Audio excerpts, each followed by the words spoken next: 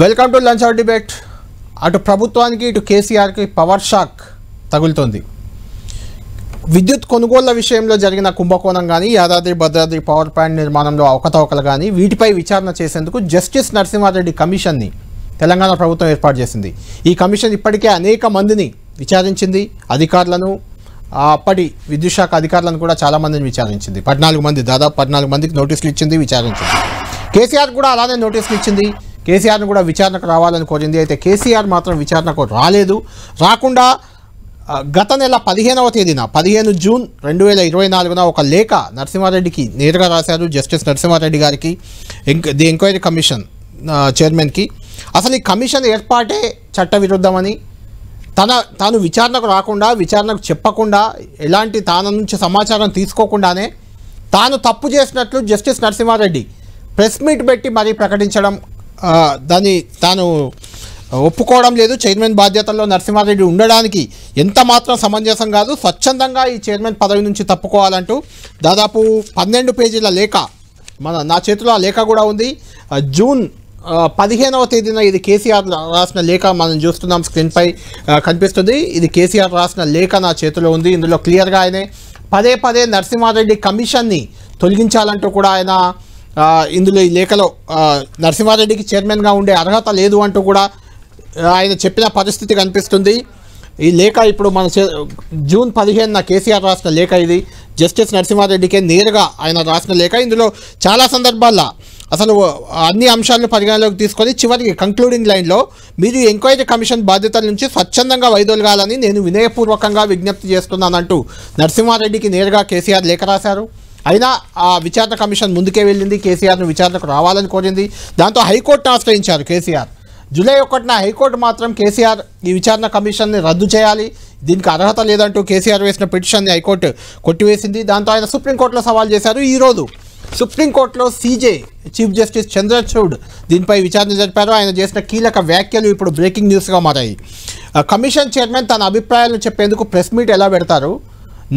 న్యాయం చెప్పడమే కాదు, న్యాయమూర్తి అనే వ్యక్తి న్యాయబద్ధంగా ఉన్నట్లు కూడా కనిపించాలి.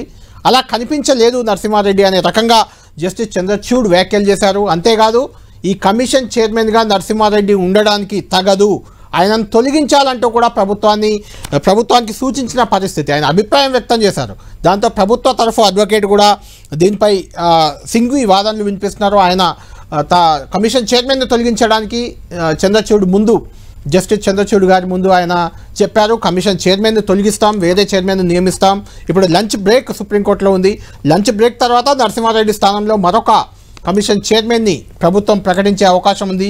అయితే కేసీఆర్ కోరుతున్నట్లు విద్యుత్ కమిషన్ని మాత్రం రద్దు చేయట్లేదు. కమిషన్ విచారణ యథావిధిగా ఉండే అవకాశాలు కనిపిస్తున్నాయి. తుది జడ్జిమెంట్ కాసేపట్లో దీనికి సంబంధించి రాబోతుంది. ఢిల్లీ నుంచి సుప్రీంకోర్టు హియరింగ్లో అక్కడ అందుబాటులో ఉన్న మా ప్రతినిధి గోపి మనకు లైవ్లో అందుబాటులో ఉన్నారు. గోపితో మాట్లాడదాం.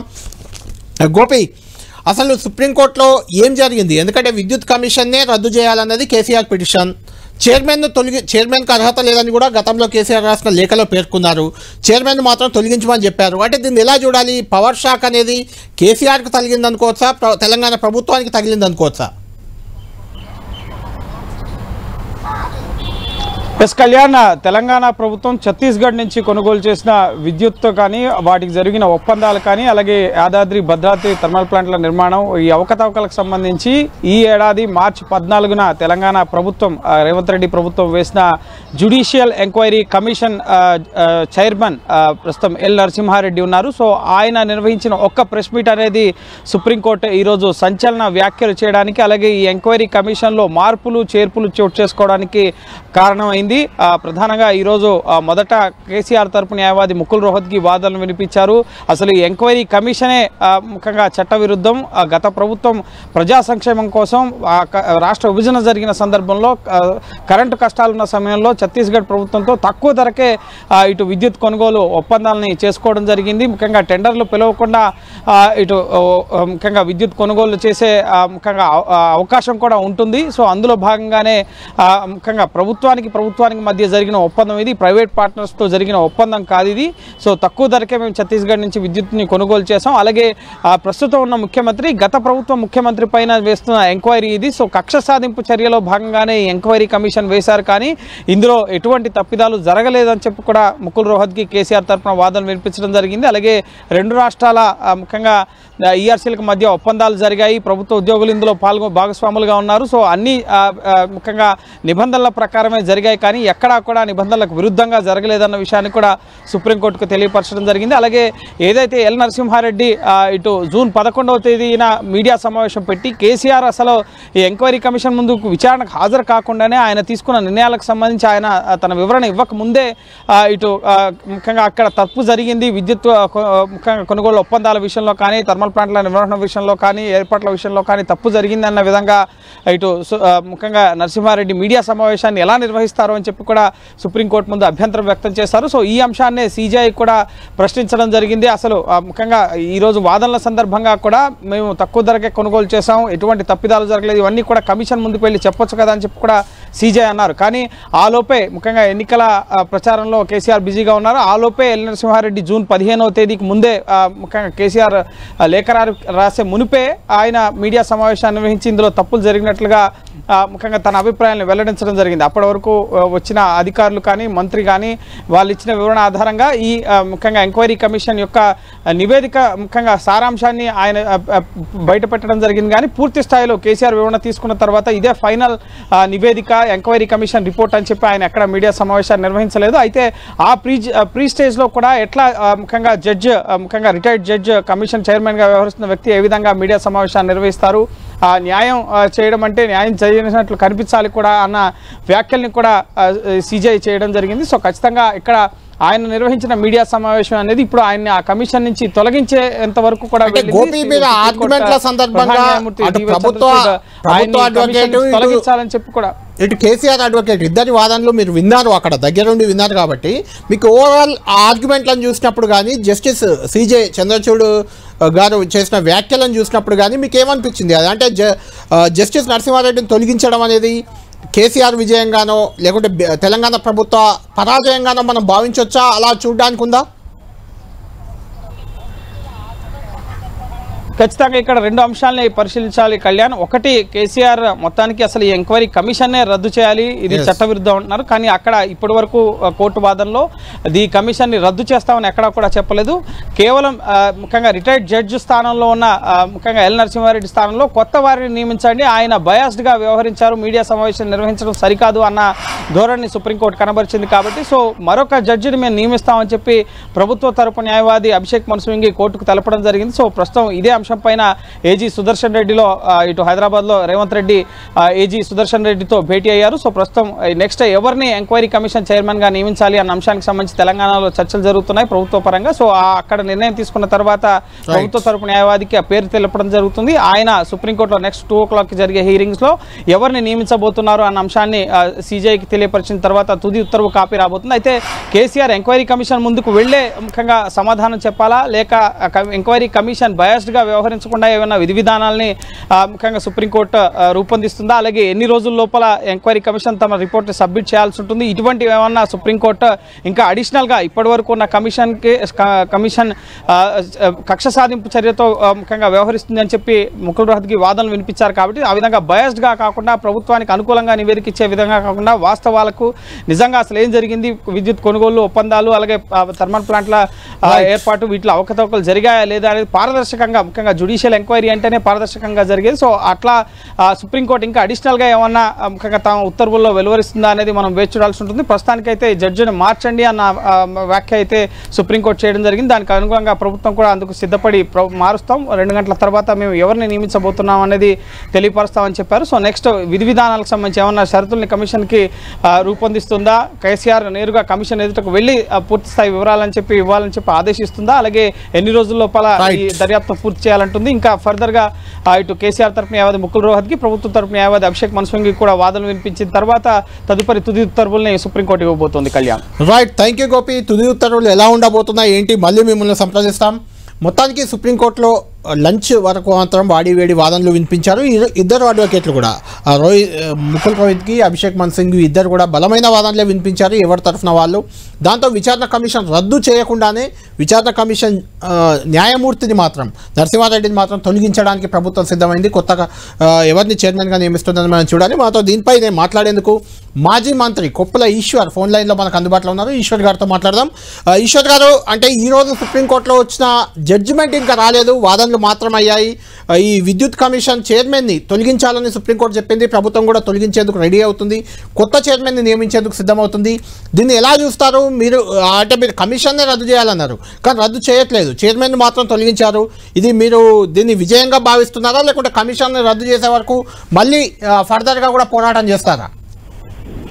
డెఫినెట్ గా ఫర్దర్ గా కూడా బీఆర్ఎస్ పార్టీ పోరాటం చేస్తుంది. ఎందుకంటే ఇందులో ప్రభుత్వం యొక్క ఇంటెన్షన్ కనబడతా ఉంది. ప్రభుత్వం యొక్క ముఖ్యమంత్రి గారి యొక్క ఇంటెన్షన్ ఏంటంటే గతంలో ఉన్నటువంటి కేసీఆర్ గారి ప్రభుత్వం ఏదైతే ఉందో రైతులకు నిత్యం కరెంటు అందుబాటులో ఉండాలని, గతంలో ఉన్నటువంటి పరిస్థితులు మళ్లీ పునరావృతం కావద్దనే ఉద్దేశంతో 24 hours ఫ్రీ పవర్ ఇచ్చినటువంటి ప్రభుత్వం కేసీఆర్ గారి ప్రభుత్వం.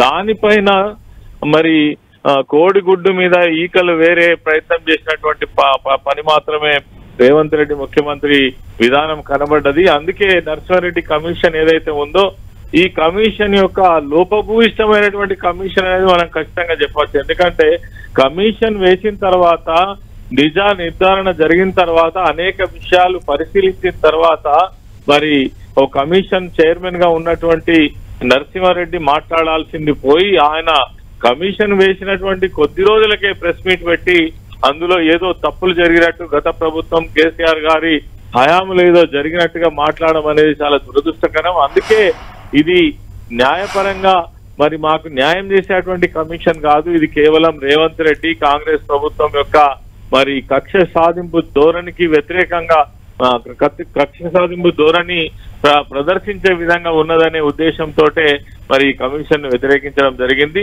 కమిషన్ రద్దు చేయాలని కోరడం జరిగింది. రద్దు చేయాలని కోరడంలో కూడా నిజమైనటువంటి విషయం ఉంది. ఎందుకంటే ఛత్తీస్గఢ్ రాష్ట్రంతో చేసుకున్నటువంటి ఒప్పందం పవర్ పర్చేస్ అగ్రిమెంట్ ఏదో ఒక మధ్యవర్తితోటో కాంట్రాక్టర్ తోటో ప్రైవేట్ వ్యక్తితోటో చేసుకున్నటువంటిది కాదు.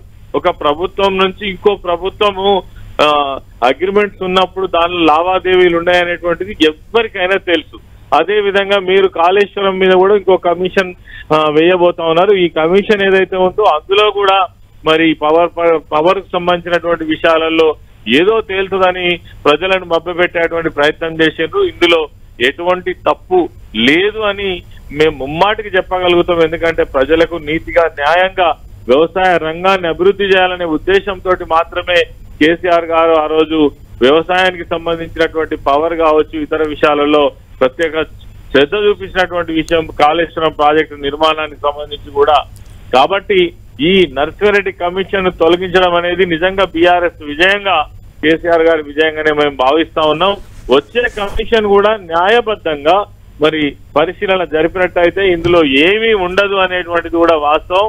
అందుకే ఈ కమిషన్ ఏదైతే సుప్రీంకోర్టు మరి కమిషన్ చైర్మన్ ను తొలగించడం అనేటువంటిది నిజంగా కూడా న్యాయం గెలిచిందని చెప్పొచ్చు. ఒక రకంగా చెప్పాలంటే రేపు వచ్చేటువంటి కమిషన్ చైర్మన్ కూడా న్యాయబద్ధంగా చేసినట్టయితే ఇందులో ఏమీ లేదని తేల్చేటువంటి పరిస్థితి ఉంటది. కాబట్టి దీన్ని మేము స్వాగతిస్తున్నాం.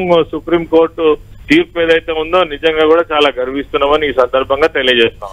రైట్, థ్యాంక్ యూ కోపిలేశ్వర్ గారు. ఇదే అంశంపై డిబేట్లోకి వెళ్దాం. డిబేట్లో మనతో పాటు జాయిన్ అవుతున్నారు అద్దంకి దయాకర్, కాంగ్రెస్ పార్టీ అధికార ప్రతినిధి, అదేవిధంగా బీఆర్ఎస్ నుంచి ఆ పార్టీ ఎమ్మెల్సీ తక్కలపల్లి రవీంద్రరావు గారు కూడా మనకు అందుబాటులో ఉన్నారు.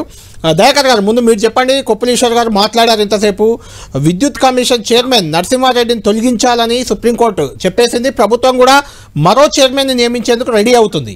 అసలు ఏంటి కమిషన్లను ఏర్పాటు చేయడమే కేసీఆర్ టార్గెట్గా చేస్తున్నారు, ప్రభుత్వాన్ని బదనాం చేసేందుకు చేస్తున్నారు అనేది ఆర్గ్యుమెంట్లు సుప్రీంకోర్టులో వినిపించిన ఆర్గ్యుమెంట్లు ఇవి. ఒక ప్రభుత్వంతో మరో ప్రభుత్వం చేసుకున్న ఒప్పందంపై కమిషన్ ఏంటి? అక్కడున్న ప్రభుత్వం కూడా కాంగ్రెస్ ప్రభుత్వం అయినప్పుడు ఒప్పందం చేసుకున్నప్పుడు. ఈ నేపథ్యంలో ఈ రెండు ప్రభుత్వాల మీద జరిగిన దానిపైన కమిషన్ ఏర్పాటు చేయడమే కరెక్ట్ కాదు అనేది సుప్రీంకోర్టులో జరిగిన ఆర్గ్యుమెంట్. ఇంకా ఫైనల్ తీర్పు రావాలి, లంచ్ తర్వాత రాబోతుంది. దీన్ని మీరు ఎలా చూస్తారు, ఏం చెప్పుకుంటారు దీనిపై? యా, గుడ్ ఆఫ్టర్నూన్ కళ్యాణ్ గారు, పెద్దలు రవీంద్రరావు గారికి కూడా. అయితే ఇప్పుడు దీంట్లో క్లియర్ గా కమిషనర్ ప్రెస్ మీట్ పెట్టడాన్ని మాత్రం తప్పుబట్టి అతన్ని చేంజ్ చేయమన్నది, కమిషన్ తీసేయమని చెప్పలేదు. అవును. సో న్యూ కమిషనర్ వస్తాడు గంతే. దీంట్లో ఇప్పుడు మీరు ఎంత జరిగినా, ఒకవేళ జరిగితే లేదు దాన్ని ఎక్స్క్యూజ్ చేస్తే నరసింహారెడ్డి గారే కొనసాగొచ్చు ఇప్పుడు సెషన్ 2లో కనుక అయితే. బట్ అసలు కమిషన్ వేయొద్దని వాళ్ళు వాదించిన దాన్ని కోర్టు దాన్ని పక్కన పెట్టింది. ఎందుకంటే కమిషన్ ప్రభుత్వం పైననైనా ఆ రోజు మొదట అగ్రిమెంట్ జరిగినప్పుడు రమణ్ సింగ్ గారు ఉన్నారు బీజేపీ, తర్వాత దాన్ని రెడ్రెస్ చేసినప్పుడు మనం ఇది గవర్నమెంట్ అమ్మే దాంట్లో ఒక లెక్క ఉంది కేంద్ర ప్రభుత్వాన్ని, అప్పుడు పీయూష్ గోయల్ గారు వచ్చి దాన్ని రెడ్రెస్ చేసిండు. అప్పుడు కాంగ్రెస్ ఉంది. కాంగ్రెస్ ఉన్నా, బీజేపీ ఉన్నా, బీఆర్ఎస్ ఉన్నా అక్కడ అక్రమాలు జరిగినాయని తెలిసినప్పుడు రికమెండేషన్స్ లో కనుక వస్తే వాళ్ళకు ఏమంటారు చట్టపరమైన న్యాయపరమైన అంశాలు ఉంటాయి. ఒకవేళ అది తేలకపోతే, ఇప్పుడు నరసింహారెడ్డి గారు అంటే ఇల్ ఇంటెన్షన్ తో చేసిందని అనుకుందాం, ఒకవేళ రేపు మారితే ఇంకో ఆయన వస్తే ఆయన కూడా ఇల్ ఇంటెన్షన్ తోనే చేసిందని చెప్తారా? కాబట్టి దాని విషయంలో వాళ్ళు ఇప్పుడు ఏ తప్పు చేయకపోతే అసలు వారు సీరియస్ గా దాన్ని పట్టించుకోవాల్సిన అవసరమే ఉండదు. కాబట్టి కమిషన్ వేయొద్దనే హక్కు. అంటే దయాకర్ గారు ఇక్కడ పాయింట్ ఏంటంటే కమిషన్ ఏర్పాటు చేయడమే కేసీఆర్ పై టార్గెట్ చేస్తూ గత ప్రభుత్వాన్ని బదనాం చేసేందుకు, అంటే మీ కనుసన్నల్లో ఉండే వ్యక్తులను చైర్మన్ గా పెడుతూ వేశారనేది ఇక్కడ ఆర్గ్యుమెంట్లలో ఉంది. జస్టిస్ నరసింహారెడ్డి గారు కూడా విచారణ జరుపుతూ ఇంకొక కామెంట్, జస్టిస్ నరసింహారెడ్డి గారు విచారణ జరుపుతూ న్యాయం చెప్పడమే కాదు నిష్పక్షపాతంగా ఉన్నట్లు కనబడాలి అంటూ కూడా చంద్రచూడ్ గారు వ్యాఖ్యానించారు. అలా కనిపించలేదు నరసింహారెడ్డి, ప్రెస్ మీట్ ఎందుకు పెట్టారు అని కూడా ఆయన క్వశ్చన్ చేశారు. నేనేమంటున్నా అంటే ఇప్పుడు వారే ఒక డైరెక్షన్ ఇవ్వమనండి, సుప్రీంకోర్టు వారిని చీఫ్ జస్టిస్ ఆధ్వర్యంలో ఒక మంచి రిటైర్డ్ జడ్జి ఇస్తారా, సిట్టింగ్ జడ్జి ఇస్తారా, సరే ఎవరిని సూచిస్తే సుప్రీంకోర్టు డైరెక్షన్ ప్రకారం చేద్దాం. కానీ మీరు అసలు అవినీతే జరగలేదు, ఇప్పుడు ఆ కమిషన్ ఎందుకు అనే వాదన అయితే సుప్రీంకోర్టు ఏమి దాన్ని పట్టించుకోలేదు కదా. కాబట్టి ఈ కమిషన్ అనేది ఇట్ రికమెండ్స్ కదా, దాంట్లో మీరు ఎందుకు అంత హైరాణ అయిపోతున్నారు? వారి విషయంలో కేసీఆర్ గారు లేఖ విషయంలో కూడా కొంత పాజిటివ్ స్పందనే ఉండే. ఏంటి, ఓపెన్ గా దాన్ని ప్రెస్ మీట్ పెట్టి చెప్పడం అనేది అది సబబు కాదని అప్పుడు కూడా కొంతమంది చాలా మంది మిత్రులు కౌంటర్ గా కూడా చేసిండ్రు. అలాంటప్పుడు ప్రెస్ మీట్ పెట్టే హక్కు ఉందా లేదా అనే విషయంలోనే ఇప్పుడు సుప్రీంకోర్టు ఇచ్చింది. మీరు అది బయటికి ఏం జరుగుతుంది అనేది చెప్పకూడదు కదా, ఎండ్ ఆఫ్ ది డే చేయాలి కదా అట్లా. రైట్. రవీంద్రరావు గారు మీరు చెప్పండి, అంటే మీరు విచారణ కమిషన్నే రద్దు చేయమని హైకోర్టుకు వెళ్ళారు, హైకోర్టు కొట్టేసింది, దాంతో సుప్రీంకోర్టుకు వెళ్ళారు, సుప్రీంకోర్టు కూడా విచారణ కమిషన్ రద్దు చేసే అవకాశం కనిపించట్లేదు, లంచ్ తర్వాత జడ్జిమెంట్ వస్తుంది కనిపించట్లేదు, కానీ జడ్జిని మాత్రం మార్చమంది. దీన్ని ఎలా చూస్తారు మీరు? రెండు సభలోనే కళ్యాణ్ గారు మీరు కమిషన్ వేసుకోండి, మీరు విచారణ చేసుకోండి అని సవాల్ విసిరింది మా జగదీశ్వర్ రెడ్డి గారు. మంత్రి, విద్యుత్ శాఖ మంత్రి, మీరు కమిషన్ వేస్తారా, ఇంకేం వేస్తారా, సిట్టింగ్ జడ్జితో విచారణ చేస్తారా, చేసుకోండి అని చెప్పి మేము చెప్పిన, మీరు ఇచ్చిన సలహా ప్రకారమే మేము వేస్తామని కూడా అన్నారు కదా ప్రభుత్వం. కాబట్టి సరే, కేసీఆర్ గారి లేఖలో అనేక అంశాలు ప్రస్తావించారు. దాంట్లో నిజంగానే ప్రభుత్వం మధ్యన జరిగింది, ఒక 1000 మెగావాట్ల అవినీతి జరిగింది అని అంటే రెగ్యులేషన్ కమిషన్ ఉంది కదా, ఆల్రెడీ ఒక కమిషన్ కి ఇంకో కమిషన్ ఏంటి అని అవన్నీ మాట్లాడుతూ మెయిన్ ఫోకస్ అయితే నరసింహారెడ్డి గారి మీద. కళ్యాణ్ గారు ఒక విషయం ప్రజలు కూడా అర్థం కావాలి, ఈ ఎల్ నరసింహారెడ్డి గారు మా వరంగల్ జిల్లా వాస్తవ్యులు. ఆయన మొదటి నుంచి కూడా బీజేపీ మనిషి, ఆయన బ్రాటప్ అంతా కూడా భారతీయ జనతా పార్టీనే. ఆయన జడ్జి అయిన విధానం, ఆయన జీపీ అయిన విధానం, ఆయన యూనివర్సిటీ స్టాండింగ్ కమిటీ లాయర్ కావడం, ఇవన్నీ కూడా బీజేపీ. రవీంద్రరావు గారు అంటే అది వ్యక్తిగత అంశం, అది వ్యక్తిగత అంశం ఒకటి. రెండోది ఆయన బీజేపీ ప్రభుత్వం వేయలేదు, కాంగ్రెస్ ప్రభుత్వం నియమించింది. అక్కడే చెప్తున్నా నేను, ఆ బీజేపీ ప్రతినిధి అయిన ఎల్ నరసింహారెడ్డి గారిని కాంగ్రెస్ ప్రభుత్వం కమిషన్ చైర్మన్ చేయడంలో ఆంతర్యం ఏంది? బీఆర్ఎస్ ను కుట్ర చేయడంలో ఎవరెవరు పొత్తు కలుస్తున్నారు, ఎవరెవరు భాగస్వామ్యం ఉంది? ఇవాళ కాంగ్రెస్ బీజేపీ రెండు ఏకమై కేసీఆర్ గారిని ఎట్లా లక్ష్యంగా ఎంచుకొని నేను ఆయన కూతుర్ని జైల్లో పెట్టినాం, మీరు కేసీఆర్ని జైల్లో పెట్టండి, కేటీఆర్ని జైల్లో పెట్టండి, మా పెద్దన్న రేవంత్ రెడ్డి గారు చేస్తున్న మాటలేంది, కలుస్తున్న సంభాషణలేంది, వీరి మధ్యన అన్యోన్యత ఏంటి, ఇవన్నీ ఎటు సంకేతాలు, ఎటువైపు పోతున్నాయి కళ్యాణ్ గారు? ఖచ్చితంగా రెండు పార్టీల లక్ష్యం కేసీఆర్ గారే, టిఆర్ఎస్ పార్టీనే. వాళ్ళు కమిషన్లు వేసినా, విచారణలు చేసినా, కేసులు పెట్టినా ఇద్దరు లక్ష్యం ఒక్కటే. వారి ఎజెండా ఇద్దరికి ప్రత్యక్ష శత్రువైన కేసీఆర్ గారిని అంతమొందించాలి. కేసీఆర్ గారు ఉండడం అనేది ప్రభుత్వ వ్యతిరేకత కేసీఆర్ గారు కనుక యాడ్ అవుతే మళ్ళీ త్వరలోనే ఆయన ప్రజాభిమానాన్ని చూరగొని మళ్ళీ నిలబడతాడు. కనుక కాంగ్రెస్ భయం, ప్రత్యామ్నాయం అనుకుంటున్న బీజేపీకి కేసీఆర్ భయం. కాంగ్రెస్ పైన వ్యతిరేకత బీజేపీకి యాడ్ కావాలంటే ఖచ్చితంగా కేసీఆర్ అనేవాడు రాజకీయాల్లో ఉండొద్దు, ఈ పార్టీ మనుగడ కొనసాగొద్దు అనేది లక్ష్యం. అందుకనే ఈ రెండు పార్టీలు కూడబలుకొని చేస్తున్నారు. మహనీయుడు మంచి జడ్జి చంద్రచూడ్ గారు సుప్రీంకోర్టుకు న్యాయమూర్తిగా ఉండడం కాస్త ఈ దేశానికి న్యాయ వ్యవస్థ పైన గౌరవం కలిగించే విధంగా ఉంది. లేకపోతే ఆ వ్యవస్థ తప్ప అన్ని వ్యవస్థలని బీజేపీ ప్రశ్న పట్టించింది. ఇక మన కాంగ్రెస్ అయితే ఇక అన్ని రకాలుగా ఏంటంటే పిచ్చి వేషాలు, ఎంత బ్రహ్మాండంగా కరెంట్ ఉండనండి, ఉన్నదాన్ని నడిపించే చేతగాక, డబ్బులు కట్టడం చేతగాక, నాణ్యమైన పవర్ ఇవ్వడం చేతగాక ఇవాళ పవర్ పైన మీరు దాడి చేస్తున్నారు, కమిషన్ వేశారు. ఇవాళ కాళేశ్వరం ప్రాజెక్ట్ ఎన్ని చెరువులు, ఎన్ని చెక్ డ్యాములు, ఎన్ని రిజర్వాయర్లు, ఎన్నిటికి లింకప్ చేశాం. యావత్ గోదావరి సస్యశ్యామలంగా నిండు కుండలాగా ఉన్న కాళేశ్వరం ప్రాజెక్టు పైన ఇలా కమిషన్ అధికారులు పనిచేసే పరిస్థితి లేదు. ప్రభుత్వం చేస్తే ఇవాళ వేసి ఇలా ప్రభుత్వం చెప్పినట్టు వింటే రేపేమవుద్దో వెతికితే దొరకకుండా ఉంటుందా కళ్యాణ్ గారు? ఏదైనా దొరుకుతుంది. నువ్వు జైల్లో పెట్టదలుచుకుంటే, నువ్వు జైలు పంపదలుచుకుంటే, కేసులు పెట్టదలుచుకుంటే ఏ రకంగానైనా పెట్టవచ్చు. ఎన్ని ఎస్టీబీ కేసులు నిలుస్తున్నాయి, ఎన్ని ఇన్కమ్ ట్యాక్స్ కేసులు నిలుస్తున్నాయి. అంటే రవీంద్రరావు గారు మీరు ఆల్మోస్ట్ రవీంద్రరావు గారు మీరు ఫిక్స్ అయిపోయారా? రవీంద్రరావు గారు మీరు ఫిక్స్ అయిపోయారా? కాంగ్రెస్ ప్రభుత్వం కేసీఆర్ ను జైల్లో పెడుతుందని మీరు ఫిక్స్ అయిపోయారా? ఆ వైపే అడుగులు వేస్తున్నారు కదా. వాళ్ళ ఆత్రం అదే కదా, వాళ్ళ ప్రచారం అదే కదా, ఆ తొందరపాటు చర్యలు అవే కదా. లేకపోతే బండి సంజయ్ గారికి ఏం అవసరం అండి?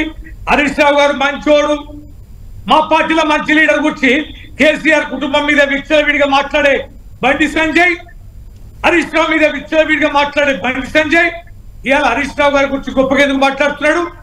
కుటుంబంలో చిచ్చు పెట్టాలనా, ఒక బర్క్ అంటించాలనా, ప్రజలకు ఒక అపోహ కలిగించాలనా?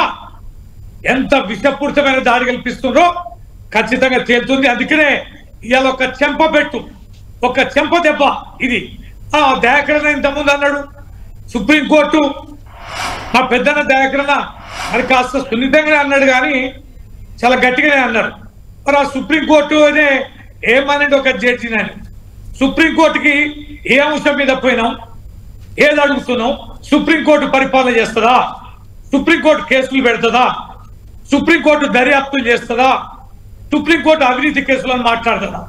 సుప్రీంకోర్టు పోయిన దాని మీద సుప్రీంకోర్టు వ్యాఖ్యానాన్ని కూడా ఇంత కటుగా మాట్లాడి వ్యవహరిస్తే ఇంకా ఎవరికి చెప్పుకోవాలి, ఎవరికి చేయాలి? రైట్ రైట్ దయాకర్ గారు మీరు చెప్పాలి. రవీంద్రరావు గారు చెప్పింది విన్నారు కదా, ఖచ్చితంగా కేసీఆర్ ను జైలుకు పంపడమే మీ లక్ష్యం, అందుకోసమే వెతికే పనిలో ఉన్నారు, ఎందులో ఇరికించాలనే పనిలో ఉన్నారు, దానికి మీకు సంబంధించిన వాళ్ళని చైర్మన్గా పెట్టుకుంటున్నారు, దాంతో ఇలాంటి పరిస్థితులు వస్తున్నాయి.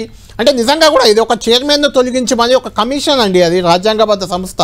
విద్యుత్ కమిషన్ అంటే రాజ్యాంగబద్ధంగా మీరు ఏర్పాటు చేశారు. అది ఆ చైర్మన్ను తొలగించమనడం ప్రభుత్వానికి చెంపపెట్టు అని రవీంద్రరావు గారు చెప్తున్న వాదంతో మీరు ఏకీభవించారా? ఇప్పుడు అసలు ఆ కమిషన్ వ్యతిరేకిస్తే వారన్న మాట ఏమైనా నిజమవునేమో కానీ అసలు చెంపపెట్టు అనేది రేపు ఏమైతుందో మీరు చూస్తారు. కాబట్టి తప్పు చేయకపోతే బాధపడకండి, తప్పు చేస్తే ఆధారాలతో వస్తుంది, దానికి అనుభవించడానికి ఎవరు చేసినా అనుభవించడానికి సిద్ధం కాండి. రెండో ముచ్చట ఏంటంటే కమిషన్ విషయంలోనే ఇంత తర్జన భర్జన పడుతున్న క్రమాన్ని చూస్తే మీరు గుమ్మడికాయ దొంగ అనకముందే భుజాలు తడుముకున్నట్టుగా కనపడుతుంది నాకు. నేనే హామీ ఇవ్వగలను. నేను చెప్తున్నా, తప్పు చేయలేదని తెలిస్తే ఎవ్వరు కూడా దాంట్లో శిక్షకు లేకపోతే మిమ్మల్ని అవాస్ పాలు చేసింది అనేది వచ్చినా కూడా మీరు డిఫమేషన్ పోవచ్చు కదా. మీకు కాన్స్టిట్యూషనల్ రైట్ ఉన్నది కదా. విపక్ష నేత ఆయన ఏమో సామాన్యమైన ఎమ్మెల్యే కూడా కాదాయన. కాబట్టి ఆ పరిస్థితిని మీరు సద్వినియోగం చేసుకునే అవకాశాన్ని కూడా మీరు పోగొట్టుకుంటారు అనేది నా యొక్క ఆరోపణ. రెండవది ఏంటంటే, కరెంటు కొనుగోళ్ల విషయంలో జరిగిన అక్రమాలకు సంబంధించిన వివరాలు ఇక్కడ ఉన్న విద్యుత్ రంగ నిపుణులు చెప్పిండ్రు, అబ్జర్వ్ చేసిన మిగతా రాజకీయ విశ్లేషకులు చెప్పిండ్రు. మిగతా అంశంలో కొన్ని మనకు వివరాలు వచ్చినాయి. వాటిని బేరీజ్ వేసుకున్నా జరిగిందా లేదా అనేది మీకు తెలుస్తుంది.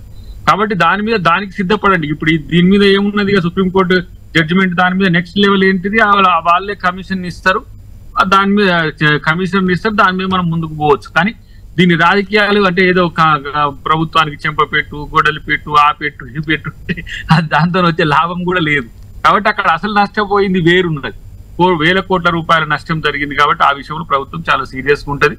ఇంకొకటి వారు అన్నారు సుదీర్ఘంగా, ఇప్పుడు ఏంటి సుదీర్ఘంగా అంటే రానున్న రోజుల్లోనో లేకపోతే ఆయన కేసీఆర్ గారి మీద కక్ష సాధింపనో ఇదనో అదనో ఉన్నదనంటే, నేనంటున్నా తప్పు చేయనప్పుడు భయపడాల్సిన అవసరం లేకపోగా తప్పుకు ఎవరు చేసినా వారిని చెప్పమనండి, ఆ చేసిన వాళ్ళ మీద కూడా అలాంటి చర్యలు ఉంటాయి. ఎందుకంటే ఈ రోజు నేను అనుకుంటున్నా ఒక్క 15 నుంచి 20,000 కోట్ల రూపాయల పైచిలుకు అవి వృధా అయినాయి లేకపోతే అక్రమాలు జరిగినాయి అనేది ఒక అంచనా ఉంది బయట. 12,000 అని కొంతమంది, 15,000 అని ఇట్లా కొంత జరుగుతున్నది. మరి దానికి బాధ్యత వహించాల్సిన అవసరం ఉంది కదా. వారు చేయలేకపోతే నిజంగా ఈ విధంగా చేసిన వాళ్ళు ఎవరైనా ఉంటే శిక్షించాలని వారు కూడా చేసుకోవచ్చు. కాబట్టి కమిషన్ కు సహకరించే ప్రయత్నం చేస్తే మంచిది.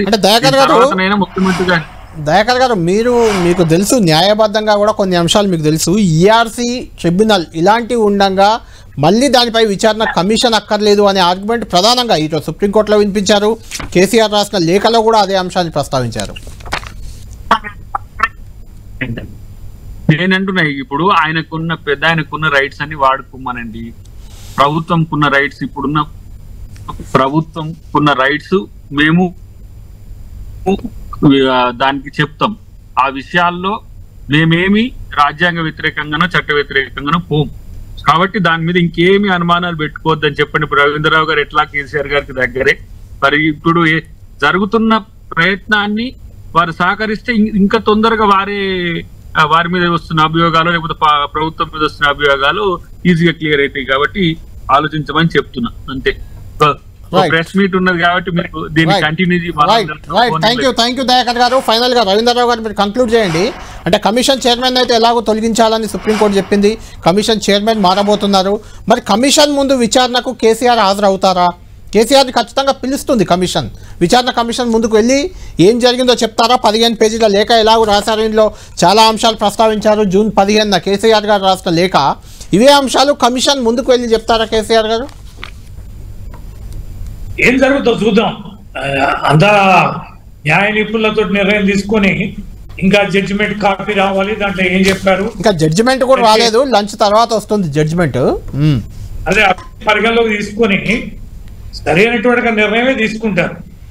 ఖచ్చితంగా వారు అన్నట్టు ఏంటంటే చిత్తశుద్ధి లోపించింది కనుక ఊరికే రేవంత్ రెడ్డి గారు మాట్లాడుతుంటారు, బిడ్డా కేసీఆర్ నువ్వు నన్ను జైలు పంపించినావు, చిప్పకూడ తినిపించినావు, నీకు ఆ రోజు వస్తుంది, నీకు కూడా చిప్పకూడ తినిపిస్తా అని ఇట్లా డైలాగులు అంటుంటాడు.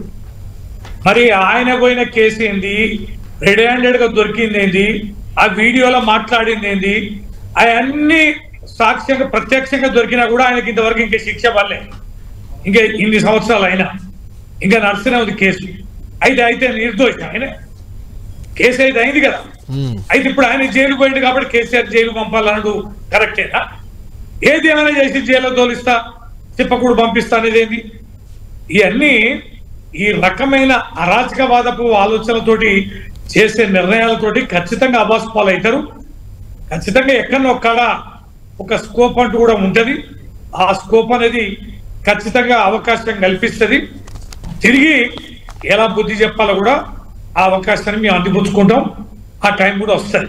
ఇంతకుముందు దయాకర్ గారు అన్నారు, రేపు వస్తుంది, రేపు తెలుస్తుంది ఇంకా అన్నారు. మరి ఇక కోర్టులు కూడా మేనేజ్ చేస్తారో మరి జడ్జిమెంట్లు మార్పిస్తారో మరి తెలీదు. మరి దాంట్లో మాత్రం ఏదో నర్మగర్భంగా ఇంకా ముందుంది ముసల పండుగ అనే రకంగా మాట్లాడారు. ఏం జరుగుతుందో చూద్దాం. రైట్. థ్యాంక్ యూ రవీంద్రరావు గారు, థ్యాంక్ యూ అద్దంకి దయాకర్ గారు, థ్యాంక్ యూ కొప్పుల ఈశ్వర్ గారు. మొత్తానికి సుప్రీంకోర్టులో కాసేపట్లోనే దీనికి సంబంధించి విద్యుత్ కమిషన్ ఏర్పాటుపై తుది తీర్పు రాబోతుంది. ఈ కమిషన్ను రాజ్యాంగ వ్యతిరేకంగా ఏర్పాటు చేశారు. 2 రాష్ట్ర ప్రభుత్వాలు, ఛత్తీస్గఢ్, తెలంగాణ ప్రభుత్వాల మధ్య జరిగిన ఒప్పందంపై కమిషన్ ఏర్పాటు చేయడమే చట్టవిరుద్ధం అంటూ కేసీఆర్ పిటిషన్ దాఖలు చేశారు సుప్రీంకోర్టులో. కమిషన్ విచారణ అయితే ముందుకెళ్లే అవకాశమే కనిపిస్తుంది. కమిషన్ చైర్మన్గా నరసింహారెడ్డిని తొలగించడం మాత్రం అది కొంత బీఆర్ఎస్ మొదటి నుంచి ఆయన పదే ఈ లేఖలో కూడా నరసింహారెడ్డి తప్పుకోవాలి, ఆయన కరెక్ట్గా నిష్పక్షపాతంగా లేరు అంటూ కేసీఆర్ చెప్పారు. కాబట్టి ఆయన తొలగించడాన్ని మాత్రం విజయంగా బీఆర్ఎస్ చూస్తుంది. చూడాలి ఈ కమిషన్ ముందు కేసీఆర్ వస్తారా, కమిషన్ విచారణలో ఏం తేలబోతుంది, ఏం జరగబోతుంది, మనం వేచి చూడాలి. ఇది లంచ్ అవర్ డిబేట్.